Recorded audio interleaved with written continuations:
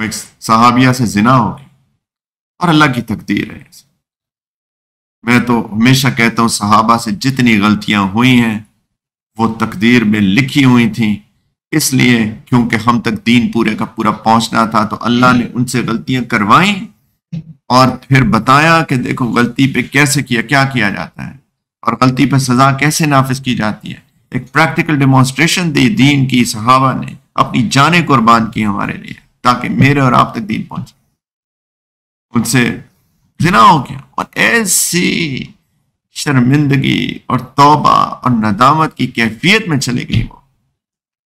اس کی ایک پوری داستان بار بار تشریف لائیں، بار بار اپنے آپ کو پیش کیا، یا رسول اللہ مجھے سزا دیجیے، میں ایسے نہیں اللہ کے پاس جانا چاہتی، مجھ پہ حد نازل کیجیے، حد نازل کیجیے، حد نافذ کیجیے، حد نافذ کیجیے.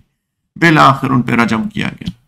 پوری 1-2 سال کے عرصے کے بعد اللہ کے رسول دیتے رہے، شریعت کے اندر جتنی رخصت تھی دیتے رہے.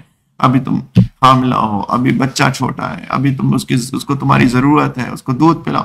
پوری شریعت کے اندر جو رخصتی دیتے رہے وہ اللہ کی بندی آتی رہی، پیش کرتی رہی. بالآخر جب سب رخصتیں ختم ہو گئیں تو اللہ کے رسول نے حکم دیا اب میں کیا کروں، رجم کر دیا. ان کا انتقال ہو جاتا. اللہ کے رسول صلی اللہ علیہ وسلم کو بتایا جاتا ہے کہ یا رسول اللہ ان کا انتقال ہو چکا. کھڑے ہو گئے، جنازہ پڑھاؤں گا، میں جنازہ پڑھاؤں گا، میں اس کی مغفرت کی دعا کروں گا. یہی تو ہے جنازہ. سیدنا عمر رضی اللہ تعالیٰ عنہ سیکھ رہے تھے سارے. یا رسول اللہ آپ ایک زانیہ کا جنازہ پڑھائیں گے. چہرہ سرخ ہو گیا. اپنی چادر مبارک تھی سیٹی.